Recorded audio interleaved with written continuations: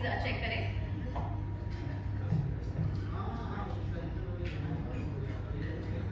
देखिए, बदलाव जो था वो 2014 के बाद अपने पहले जैसे बच्चे हैं उनको कौशल विकास योजना, प्रधानमंत्री कौशल विकास योजना, या हमारे यहाँ ओबीसी कैटेगरी के बच्चों को वो लेवल और ट्रिपल सी फ्री कराया जाता है सरकार के द्वारा।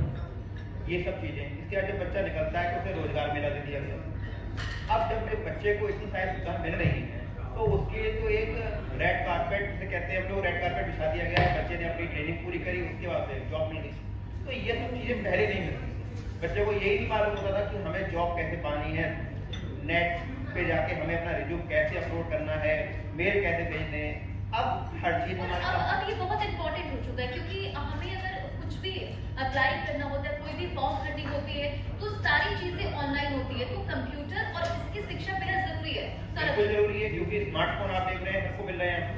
अब बच्चे स्मार्टफोन अभी से चलाने लगे हैं तो अपना मेल भेजना, रिज्यूम करना, जॉब सर्च करना, ये सब उनके घर पे आराम से हो रहा है। वरना उनको साइबर कैफे जाना पड़ता है। और उनके पास ये सुविधा नहीं थी कि 4G नेट का कनेक्शन नहीं था, वो अपना नॉर्मल 2G से चला रहे हैं, उनका रिज्यूम अपलोड हो रहा है नहीं हो रहा है, हर चीज में उनको दिक्कत थी। अब कितना सुगम हो गया है कि बच्चा अपने गांव में बैठा हुआ है और अपने ही जनसेवा केंद्र से, सीएससी सेंटर से अप्लाई कर सकता है। ये सब सरकार के द्वारा ही हुआ। अब मुझे लगता है कि मेरे पॉइंट ऑफ व्यू से बच्चों को बहुत फायदा है इस चीजों से। हर चीज में स्कॉलरशिप मिलने लगी है, अब उनके खाते में जा रही है। पहले क्या हो रहा है कि बच्चा कह रहा है मेरी स्कॉलरशिप आई है, आपने नहीं दी, अब ये चीजें उनके अकाउंट में जा रही है, बेनिफिट नहीं।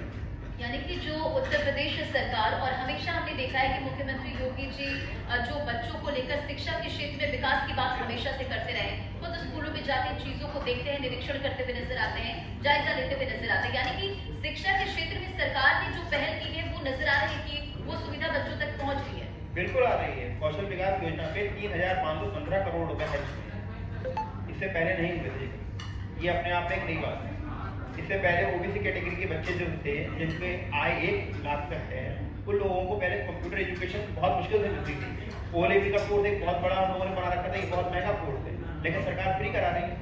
ये सब चीजें देखी जाती हैं कि कहाँ उन बच्चों को फायदा मिल रहा है, और बच्चे समझते भी हैं कि किस प्रकार से हमें फायदा मिला था, किसमें नहीं मिला। तो सौरभ जी, कंप्यूटर के क्षेत्र में क्या कुछ चुनौतियां हैं और क्या बदलाव की जरूरत है, ये भी जानना बहुत जरूरी है। दो चीजों के में बदलाव चाहिए। एक, जो हम लोग कौशल विकास चलाते हैं उसकी निरंतर मॉनिटरिंग होनी चाहिए कि हमारा बच्चा वहाँ जा रहा है तो वहाँ के जो भी मेंटर्स है वो पढ़ा भी रहे हैं या नहीं पढ़ा रहे हैं। क्योंकि कुछ बच्चे ऐसे होते हैं कि उन्होंने एडमिशन तो ले लिया, अब वो कंटिन्यू नहीं कर रहे हैं। आखिरी में आएगा किस चीज पे कि कौशल विकास से हमें जॉब नहीं मिली। तो अगर हम लोग उसको निरंतर मॉनिटरिंग कर रहे हैं तो हम लोग लगता है कि वो हमारे लिए ज्यादा है। दूसरा, अगर हमने किसी चीज का आवेदन किया है, मान लीजिए किसी बच्चे ने आय प्रमाण पत्र, इनकम सर्टिफिकेट है या कास्ट सर्टिफिकेट का करा है, तो उसे उस टाइम में मिल जाना चाहिए। जो बीच का टाइम होता है, सिंगल विंडो से कहते हैं हम लोग, वो उन बच्चों के लिए जल्दी होनी चाहिए, क्योंकि वो लोग जॉब से और अपनी एजुकेशन की फील्ड में रह जाते हैं, उनको वो चीजें नहीं मिल पाती। ठीक है, ऋतु सिंह जी, जब छोटे शहरों की बात